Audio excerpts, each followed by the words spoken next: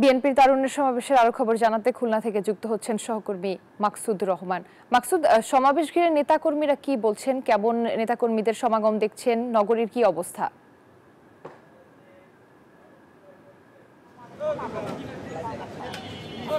জি ধন্যবাদ রুবা। তারুণের রাজনৈতিক অধিকার প্রতিষ্ঠা, ভোটাধিকার এবং তরুণদেরকে আসলে জাতীয়তাবাদী রাজনীতির সাথে সম্পৃক্ত করতে নতুন ধারার এই পদক্ষেপ নেওয়া হয়েছে, এই কর্মসূচি নেওয়া হয়েছে। 2 দিনের কর্মসূচির খুলনায় কিন্তু প্রথম দিনে কিন্তু একটা সেমিনার অনুষ্ঠিত হয়েছে।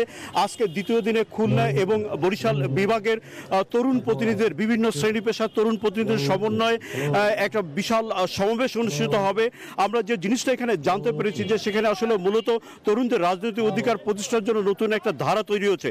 প্রথাগত যে মিছিল মিটিং আন্দোলনের কথা আমরা এতদিন শুনেছি, তার বাইরে তরুণদের অধিকার প্রতিষ্ঠার জন্য, সচেতন করার জন্য, তাদের মেধা এবং শক্তিকে দেশের উন্নয়নে কাজে লাগাবার জন্যই এই প্রোগ্রামটা নেওয়া হয়েছে। উজ্জীবিত নেতা কর্মীরা সকাল থেকে কিন্তু বিভিন্ন জেলা উপজেলা থেকে কিন্তু এখানে নেতৃত্বরা এখানে সমবেত হয়েছে। আমরা যদি একজন নেতার সাথে কথা বলতে চাই যে আপনারা কেন এই সমাবেশে এখানে যুক্ত হয়েছেন এবং কি উদ্দেশ্যে এই আজকের এই সমাবেশ? আমরা এই সমাবেশে যুক্ত হয়েছি যে তারুণ্যের যে অধিকার প্রতিষ্ঠার লক্ষ্যে আমাদের তারেক রহমান, আমাদের নেতা যে উদ্দেশ্য লক্ষ্যে পৌঁছেছে 15টি বছর, তরুণদের ভোটাধিকার, তরুণদের রাজনৈতিক অধিকার, তরুণদের দেশ গড়ার যে চিন্তা চেতনা, এটা তরুণদের মাঝে ঢুকিয়ে দিতে চান, তরুণদের মেধার ভিতরে। এটা তরুণরাই এই দেশের ভবিষ্যৎ, এই চিন্তা করে তরুণদেরকে জাগ্রত করার জন্য সকাল থেকে কিন্তু বিভিন্ন জেলা উপজেলা, সাতক্ষীরা, পটুয়াখালী, বিস্তৃত এলাকা থেকে এখানে কিন্তু সমবেত হয়েছে।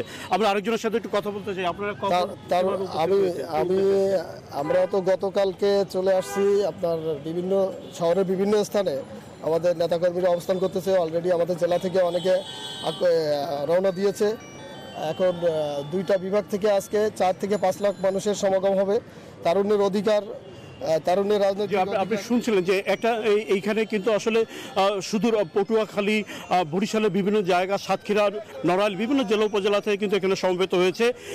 এখানে আসলে যে বিএনপি জাতীয়তাবাদী রাজনীতি সম্পর্কে এই তরুণদেরকে আসলে মেসেজ দেওয়া হচ্ছে, এটা তারা ধারণ করবেন এবং এই জাতীয়বাদী রাজনীতির সাথে তরুণরা সম্পৃক্ত হবেন আগামী দিনে দেশের উন্নয়নে।